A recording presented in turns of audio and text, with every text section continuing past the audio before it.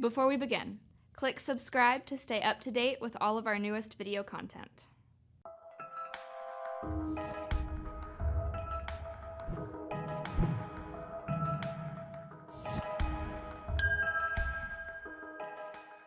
Hi, this is Holly Novak. The knowledge tip from CS3 today is how to create a form using the HR Actions wizard. What a fantastic way to save both you and your employees valuable time.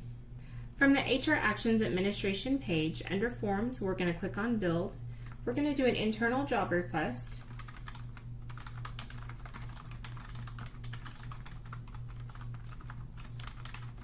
And because I'm working from a template, I already have some form instructions. I'm going to click the little pencil beside form instructions and just paste those in. Once I have the format correct, I'm going to click the X button up at the top. You can add in a footer text if I would like, but today we're going to skip that. We're going to leave the form type existing employee. We're going to say that it can be employee initiated, as well as accessible to the supervisor and the universal initiator. We're also going to pre-populate the required fields with the current values on the first load, and then start the O approver sequence with the employee primary supervisor when it's a universal action, as well as insert the employee's primary supervisor as the O1 approver. Once we have that complete, we're going to click Next.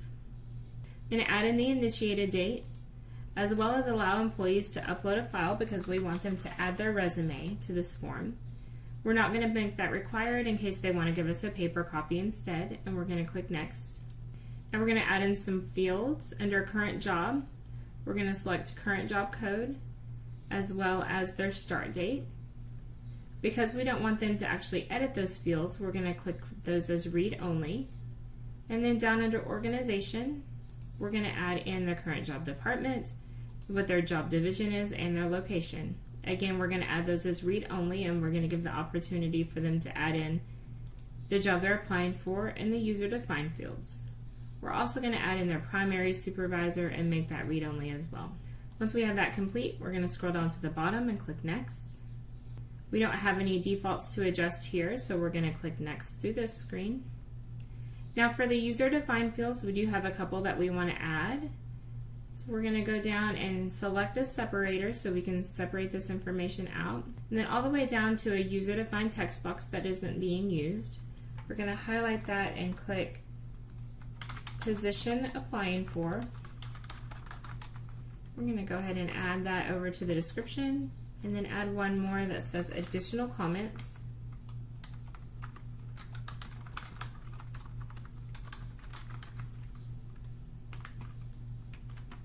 We also want them to sign this form, and so we're going to scroll down and find employee signature and the last 4 digits.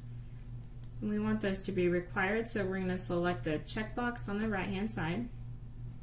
Scroll all the way down to the bottom and click Next. We are going to rearrange just a couple of things. We're going to put the start date up at the top so that we can make sure that they are eligible to apply for another position, and then we're going to leave everything else the same and click Next. Under the operational level, we know we want their supervisor to approve this form, but we do not need executive level, and we're going to reduce the HR level down to 1 as well.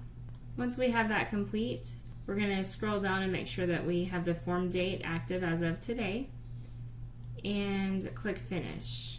Once we click Finish, we can preview that form to make sure that it looks just like we would want it to. And once we preview it, we're going to grant access. So we're going to click Attach to All Nodes. It's going to give access to all of our locations, and then we're going to click Submit. Once we have that completed, we're going to make sure that we can actually process the form as an employee. So I'm going to log into the employee self-service, initiate a new action for yourself, and I'm going to scroll down to Internal Job Transfer Request and click Submit. I'm going to make sure that everything looks just like we'd want it to. They have the opportunity to add in the position they're applying for and their additional comments, and then their employee signature right here. They can also click and add their resume as an upload. And as simple as that, you've now created an HR Actions form all the way from scratch. Was this video helpful? Click subscribe to see more videos like this one.